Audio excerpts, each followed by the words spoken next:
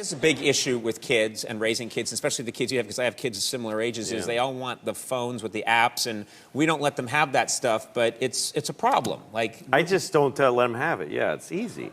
You just say, no, you can't have it. It's bad for you, but I don't care what you want. That's not even, it's not even I love interesting. I don't care what you want. Don't care what you want. I'm not there to make them happy.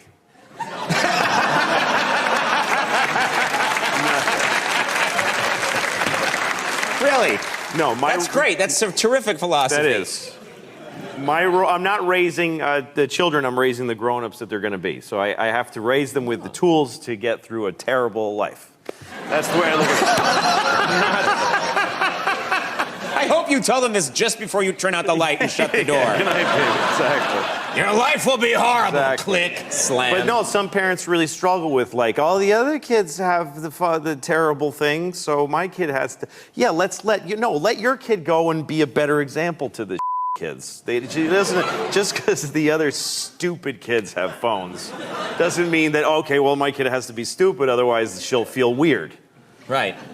I think these things are toxic. I don't, especially for kids. It's just this thing. It's bad, and they don't look at people when they talk to them, and they don't build the empathy. Kids are mean, and it's because they're trying it out. They look at a kid and they go, "You're fat," and then they see the kid's face scrunch up, and they go, "Ooh, that doesn't feel good to make a person do that." Right. But they got to start with doing the mean thing. But when they write "you're fat," then they just go, that was fun. I like that. So. That tasted good. Yeah, exactly. The thing is, you need to build an ability to just be yourself and not be doing something. That's what the phones are taking away. Yes. Is the ability to just sit there, like this. That's being a person, right? Yes. No one can, you gotta check. Because, underneath everything in your life, there's that thing, that empty, forever empty. You know what I'm talking about? Yes. Yes. Yes, Yes, just I know what you're talking that about. knowledge that it's all for nothing and you're alone. It's down there. And sometimes when things clear away, you're not watching it, you're in your car and you start going, oh no, here it comes that I'm alone. Like it starts to visit on you.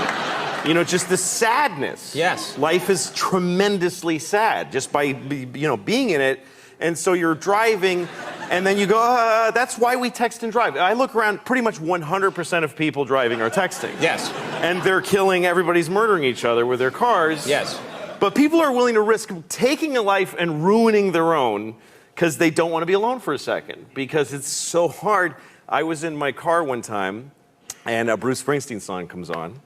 And it made me really sad. It's like Jungle, what's the one Jungle song? Jungleland. It's one where he goes, and he sounds far away. It's like, that's half. Wait, that's half of them. Yeah, a lot of them. No, he goes, Yeah, exactly. And it's really far away sounding. Yeah. Can you do it with the reverb? Can you do,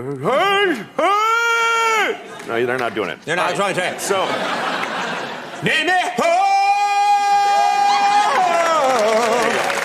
that?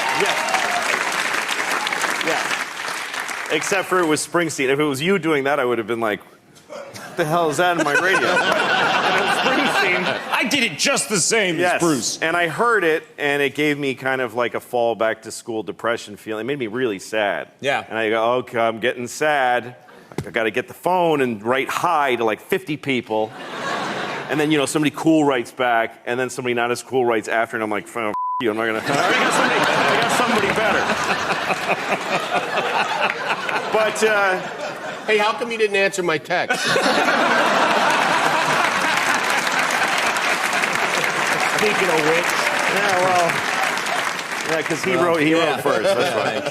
So, anyway, I started to get that sad feeling, and I was reaching for the phone, and then I said, you know what, don't.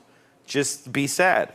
Just let the sadness stand in the way of it and let it hit you like a truck. And I let it come, and Bruce, and I just started to feel, oh my God. And I pulled over and I just cried like a bitch. I cried so much. And it was beautiful. It was like this beautiful, it's just this, sadness is poetic. You're lucky to live sad moments. And then I had happy feelings because when you let yourself feel sad, Yes. your body has like antibodies. It has happiness that comes Rushing in. to meet the sadness. So I was grateful to feel sad, and then I met it with true, profound happiness. It was such a trip, you know. And the thing is, because we don't want that first bit of sad, we push it away with like a little phone for the food, and you get a little kind of. You never feel completely sad or completely happy. You Right. just feel kind of satisfied with your product. Yes.